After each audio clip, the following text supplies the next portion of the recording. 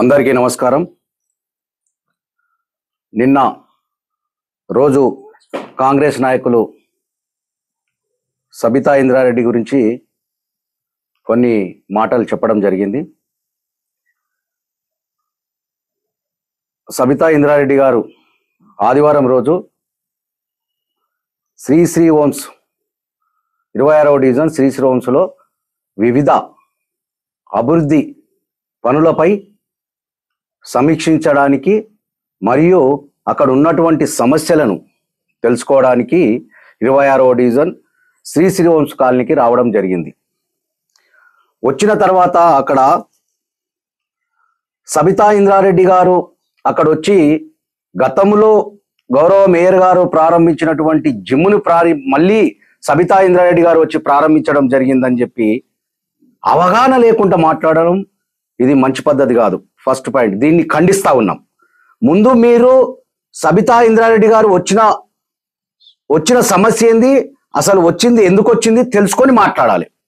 ముందు అక్కడ వచ్చింది కాలనీ యొక్క సమస్యలు తెలుసుకోవడానికి కాలనీలో పర్యటించడం జరిగింది. First point. రెండవది ఏంటంటే అక్కడ జిమ్ముని మేయర్ గారు 24వ తారీఖు నాడు అక్కడ శంకుస్థాపన చేయడం జరిగింది. తర్వాత అక్కడ జిమ్ అనేది ఇంకా పూర్తి కాలేదు, అప్పుడే మేయర్ గారు ప్రారంభించారు, తర్వాత సబితా ఇంద్రారెడ్డి గారు వచ్చి మళ్ళీ ప్రారంభించారని చెప్పి అవగాహన లేకుండా మాట్లాడడం సరికాదని చెప్పి కాంగ్రెస్ నాయకులకు తెలియపరుస్తా ఉన్నా. మీరు అవగాహన పరుచుకొని ఏదైనా మాట మాట్లాడే ముందు, ఏదైనా ప్రెస్ మీట్ పెట్టే ముందు అవగాహన పరుచుకొని మాట్లాడితే బాగుంటుందని చెప్పి నేను ఈ సందర్భంగా కాంగ్రెస్ నాయకులకు తెలియపరుస్తా ఉన్నా. ఇంకొక రెండో విషయము, సబితా ఇంద్రారెడ్డి గారు కేఎల్ఆర్ గారిని అనుచిత వ్యాఖ్యలు చేయడం జరిగింది అని చెప్పడం జరిగింది.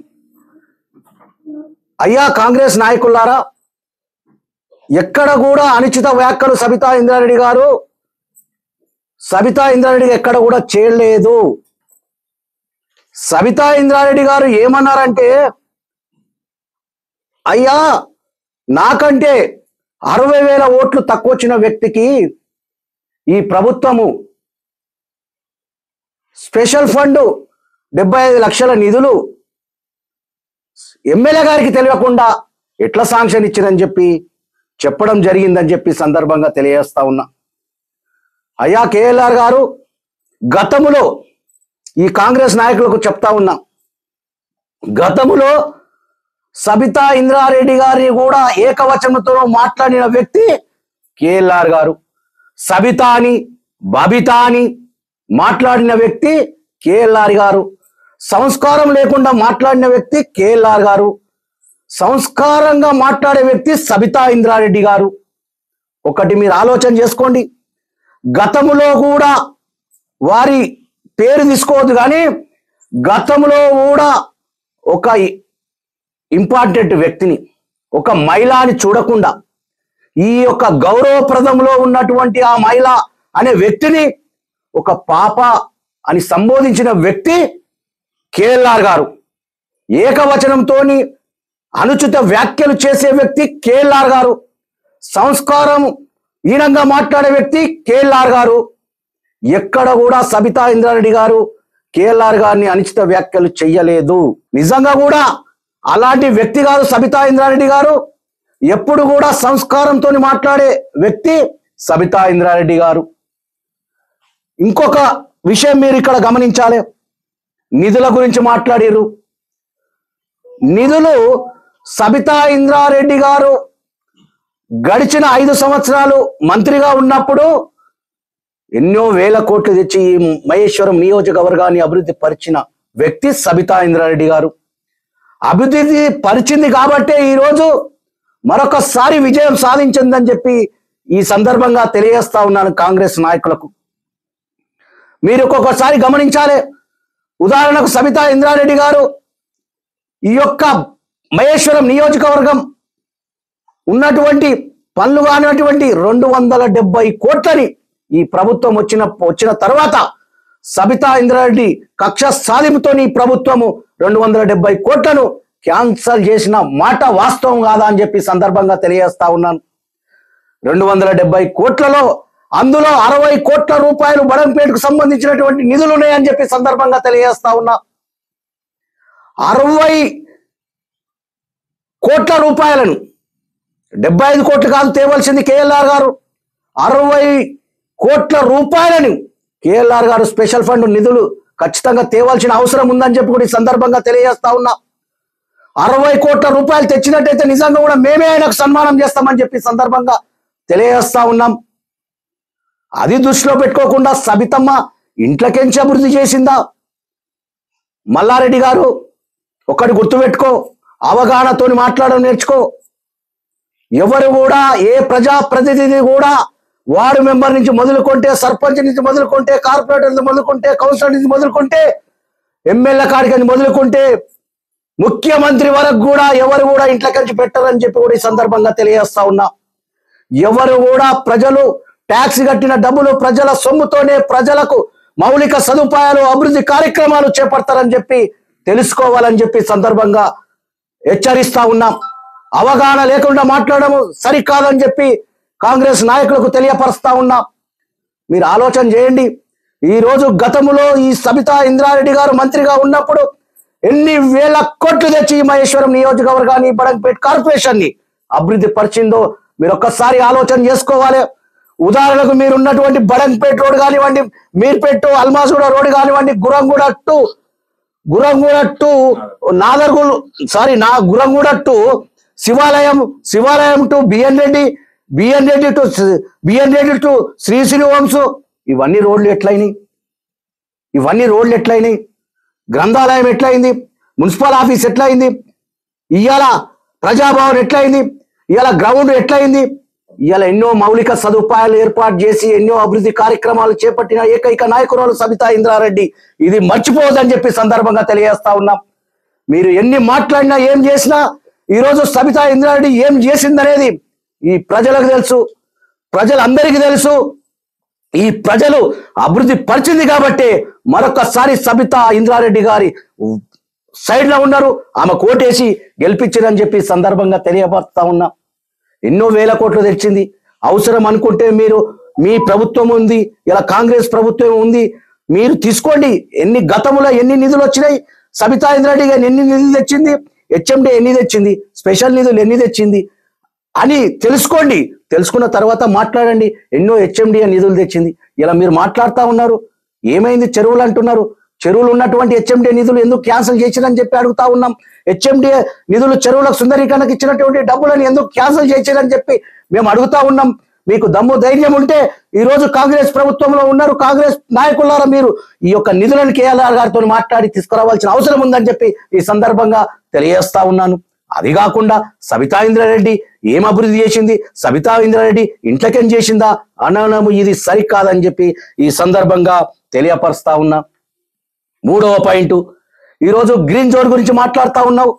గ్రీన్ జోన్ అనేది ఆ రోజు నోటిఫికేషన్ ఇచ్చింది, ఎలక్షన్ల ముందు నోటిఫికేషన్ ఇచ్చింది, ప్రజలకు నోటిఫికేషన్ తెలియపరచడానికి నోటిఫికేషన్ విడుదల చేసింది వాస్తవం. ఆ రోజు సబితా ఇంద్రారెడ్డి గారికి పాలాభిషేకం చేసింది వాస్తవం. ఏదో మెమో జారీ చేసి పాలాభిషేకం చేసిరని చెప్పి అనుచితంగా మాట్లాడుతున్నావు, అది సరికాదు మల్లారెడ్డి గారు. మీరు గుర్తు చేసుకోండి. ఈ రోజు కూడా తెలియపరుస్తా ఉన్నాం. సబితా ఇంద్రారెడ్డి గారు దాని గ్రీన్ జోన్ సంబంధించినటువంటి 24/12/2024 నాడు శ్రీధర్ బాబు గారికి లెటర్ రాయడం జరిగింది. ఈ లెటర్ ని శ్రీధర్ బాబు గారికి అందజేయడం జరిగింది. ప్రిన్సిపల్ సెక్రటరీ దానా కిషోర్ గారికి కూడా కలవడం జరిగిందని చెప్పి సందర్భంగా తెలియజేస్తా ఉన్నాం. త్వరలోనే గౌరవ మంత్రివర్యులు, ఇన్ఛార్జి మంత్రివర్యులు శ్రీధర్ బాబు గారు కూడా స్పందించడం జరిగింది, సానుకూలంగా స్పందించడం జరిగింది. త్వరలోనే దీని గురించి చేయిస్తాము, మీకు ఆర్డర్ చేయిస్తామని చెప్పి కూడా చెప్పడం జరిగింది. త్వరలో ఈ యొక్క గ్రీన్ జోన్ సమస్య ఎత్తివేస్తామని చెప్పి కూడా మాట్లాడడం జరిగిందని చెప్పి ఈ సందర్భంగా తెలియపరుస్తా ఉన్నా. ఎప్పుడు కూడా ప్రజల కోసం పనిచేసే సబితా ఇంద్రారెడ్డి గారు ఏ పనైనా చేపడితే ఆ పని చివరి వరకు అయ్యే వరకు కూడా వదిలిపెట్టని వ్యక్తి. ఉదయం లేస్తే రాత్రి వరకు కూడా ఈ రోజు అధికారంలో లేకుండా ప్రజల గురించి, ప్రజా సమస్యల గురించి మాట్లాడే వ్యక్తి ఏకైక వ్యక్తి సబితా ఇంద్రారెడ్డి గారు అని చెప్పి మీరందరూ తెలుసుకుంటే బాగుంటది. మన సమస్యలు, మన ఎమ్మెల్యే, మన కాలనీలను మన ప్రజల కోసం మనం అభివృద్ధి చేసుకోవాలనే ఆలోచనతోని మీరందరూ ముందుకెళ్తే బాగుంటదని చెప్పి సందర్భంగా తెలియచేస్తా ఉన్నా. ఈరోజు మీరు కేఎల్ఆర్ ద్వారా నిధులు తీసుకురండి, మేము కూడా సహకరిస్తాం, మేము కూడా వారిని సన్మానిస్తాం. ఈ రోజు 270 కోట్లు ఏవైతే సబితా ఇంద్రారెడ్డి గారు తెచ్చిన క్యాన్సిల్ చేసిరో అవి తీసుకురారి, మీ అందరికీ వెల్కమ్ చెప్తాం, స్వాగతం చెప్తాం, అందరికీ సన్మానాలు చేస్తామని చెప్పి కూడా ఈ సందర్భంగా తెలియజేస్తా ఉన్నా. మీరు తెలుసుకొని మాట్లాడితే బాగుంటుందని చెప్పి సందర్భంగా తెలియజేస్తూ, గ్రీన్ జోన్ ఎప్పటికైనా కానీ ఎత్తివేయడానికి సబితా ఇంద్రారెడ్డి ముందుండి ప్రయత్నం చేస్తుందని చెప్పి ఈ సందర్భంగా చివరి వరకు కూడా ఎత్తేసే వరకు కూడా సబితా ఇంద్రారెడ్డి గారు చేస్తారని చెప్పి మాకు నమ్మకం ఉందని చెప్పి సందర్భంగా తెలియజేస్తా ఉన్నా. అయ్యా ఇంకో 4వ విషయము, ఈరోజు పార్కుల గురించి మాట్లాడుతూ ఉన్నారు. ఇలా పార్కులు టిఆర్ఎస్ బిఆర్ఎస్ నాయకులందరూ కబ్జాలు పెట్టిరని చెప్పి మాట్లాడుతూ ఉన్నారు. అయ్యా మల్లారెడ్డి గారు, గోవర్ధన్ రెడ్డి గారు, మీకు ఆలోచన ఉంటే ఈరోజు మీ చేతులుంది, కాంగ్రెస్ ప్రభుత్వం ఉంది, మీ మంత్రులు ఉన్నారు. ఈరోజు ఏ యొక్క బిఆర్ఎస్ నాయకుడు కానీ బిఆర్ఎస్ కార్యకర్త కానీ ఈరోజు ఏ పార్కు కానీ కబ్జా పెట్టినట్టయితే మీ ప్రభుత్వం ఉంది, బయటకు తీయమని చెప్పి మేమే చెప్తా ఉన్నాం. మీరు తీయాలే, ఎక్కడైనా కబ్జాలు పెడితే ఖచ్చితంగా తీయమని చెప్పి మేము చెప్తా ఉన్నాం. సబితా ఇంద్రారెడ్డి గారి ప్రోద్బలంతో కాదు, ఎక్కడ కూడా సబితా ఇంద్రారెడ్డి గారు ఇలా గవర్నమెంట్ ల్యాండ్స్ ని కబ్జాలు చేస్తున్నారంటే ప్రోత్సహించే ప్రసక్తే లేదని చెప్పి సందర్భంగా తెలియజేస్తా ఉన్నా. ఖచ్చితంగా ఈ ప్రభుత్వంలో ఉన్న మీరు ఖచ్చితంగా ఈ పార్కులు ఏ నాయకుడైనా కబ్జా పెడితే ఖచ్చితంగా తీసి ప్రజలకు అందియమని చెప్పి ఈ సందర్భంగా తెలియజేస్తా ఉన్నా. నాకు తెలిసినంత వరకు ఏ బీఆర్ఎస్ నాయకుడు, ఏ యొక్క బీఆర్ఎస్ కార్యకర్త ఎక్కడ కూడా ఏ పార్కు కబ్జా పెట్టలేదని చెప్పి కూడా దీన్ని మేము ఖండిస్తా ఉన్నాం. ఖచ్చితంగా మీరు అన్నద మాటని ఖండిస్తున్నామని చెప్పి సందర్భంగా తెలియజేస్తా ఉన్నాం. ఏదేమైనా సరే ఈరోజు కేఎల్ఆర్ గారిని మీరు ఇలా ఉన్నటువంటి పర్యటించినటువంటి సబితా ఇంద్రారెడ్డి మీద ప్రెస్ మీట్ పెట్టిందని మేము తీవ్రంగా ఖండిస్తా ఉన్నాం. ఏదేమైనా ప్రజల గురించి పోరాడే వ్యక్తిని ఖచ్చితంగా మీరు ఆహ్వానించండి, వెల్కమ్ చెప్పండి, స్వాగతించండి, పని చేపించుకుందాం, ఈ కాలనీని అభివృద్ధి పరుచుకుందాం. మహేశ్వరం నియోజకవర్గంలో రాష్ట్రంలోనే ఏకైక నియోజకవర్గంగా తీర్చిదిద్దడానికి అందరం సహకారం ఒకరికొకరు అందించుకొని ఈ రోజు సబితా ఇంద్రారెడ్డి సహకారం తీసుకొని అందరం కూడా అభివృద్ధిలో పాల్గొనాలని చెప్పి అందరికి కూడా తెలియపరుస్తా ఉన్నా. ఏది కూడా అవగాహన లేకుండా మాట్లాడితే బాగుండదు, అవగాహన చేసుకొని మాట్లాడండి, అవగాహన చూసి మాట్లాడండి. ఏదో అక్కడక్కడ పేపర్లలో వచ్చినట్టు పట్టుకొని మీరు మాట్లాడడం ఇది భావ్యం కాదని చెప్పి మరొకసారి తెలియపరుస్తూ ఈ కార్యక్రమంలో పాల్గొన్నటువంటి మా బీఆర్ఎస్ నాయకులకు, కార్యకర్తలకు అందరికి కూడా పేరున ధన్యవాదాలు తెలియజేస్తాం. Thank you. కాంగ్రెస్ పార్టీ వాళ్ళు ప్రెస్ మీట్ పెట్టిన సందర్భంగా ముఖ్యంగా మేడాన్ని విమర్శించిన సందర్భంగా ఇంకో విధంగా కూడా కార్పొరేటర్ అందరూ కూడా పార్కులు అన్ని కబ్జా చేయడం అనేది అనడం జరిగింది. కాబట్టి ఎక్కడ కూడా అల్మాజ్ గూడాలే కానీ ఇంకెక్కడైనా కానీ వాళ్ళ దృష్టికి వచ్చినట్టయితే పార్కుల విషయంలో కానీ ఇంకే విషయంలో కానీ మీ కాంగ్రెస్ పార్టీ దృష్టికి వచ్చినట్టయితే ఇమీడియట్ ఇప్పుడు గవర్నమెంట్ ఉన్నది కాబట్టి ఇమీడియట్ ఎక్కడైతే ఏ పార్క్ అయితే కబ్జా చేసారో, ఏ గవర్నమెంట్ ల్యాండ్ అయితే కబ్జా చేశారో అన్నారో అది బయట తీయండి, తీసి ప్రజలకు చూపించండి. అప్పుడు ప్రజలు నమ్ముతారు. కానీ మీ పబ్బం గడుపుకోవడానికి ఊకనే బట్టగాల్చి మీదేస్తామంటే ఊకునే పరిస్థితి లేదు. ఎట్టు పరిస్థితుల్లో దీని మీద మేము ఖండిస్తున్నాం.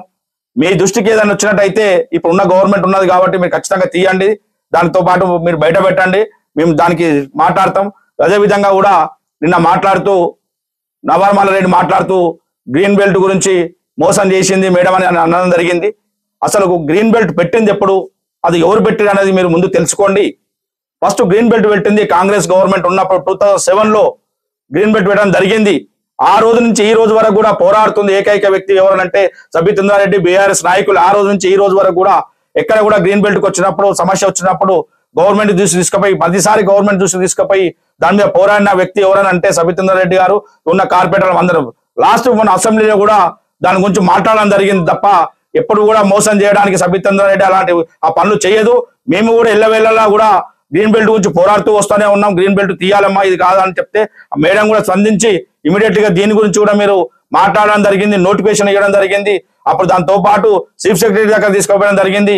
తాత్కాలికంగా ఆ రోజు నోటిఫికేషన్ రావడం వలన అది ఆ ఫైల్ అక్కడ ఆగిపోయింది. మళ్ళా కూడా ఇంకా పోకుండా కూడా మళ్ళా కూడా మన శ్రీధర్ బాబు గారికి కూడా లెటర్ ఇవ్వడం జరిగింది. ఆయన కూడా స్పందించి సరైన టైంలో మీరు నిర్ణయం తీసుకోవడం చెప్పడం జరిగింది. దాంతో పాటు డెవలప్మెంట్ కూడా అడిగిండు. డెవలప్మెంట్ ఎక్కడ చేసిండే ఏ వార్డుకి వస్తే ఏ రోడ్ వస్తుందో డెవలప్మెంట్ మేము ఉన్నప్పటికీ ఇప్పటికి కూడా చూడండి ఒక్కొక్క వార్డులో మేము ఏ విధంగా డెవలప్ చేసాం, ఏ కాలనీ మేము ఉన్న 5 years లో మేడం గారి ఆదేశాల మేరకు ఒక్కొక్క కాలనీ ఎంత డెవలప్ చేసామని రోడ్ల కాలనీ పోతే తెలుస్తుంది. నువ్వు కుర్చీ మీద కూర్చొని మైక్ దగ్గర పెట్టుకొని ఏ డెవలప్ చేసిందంటే నీకు ఏం తెలుస్తుంది?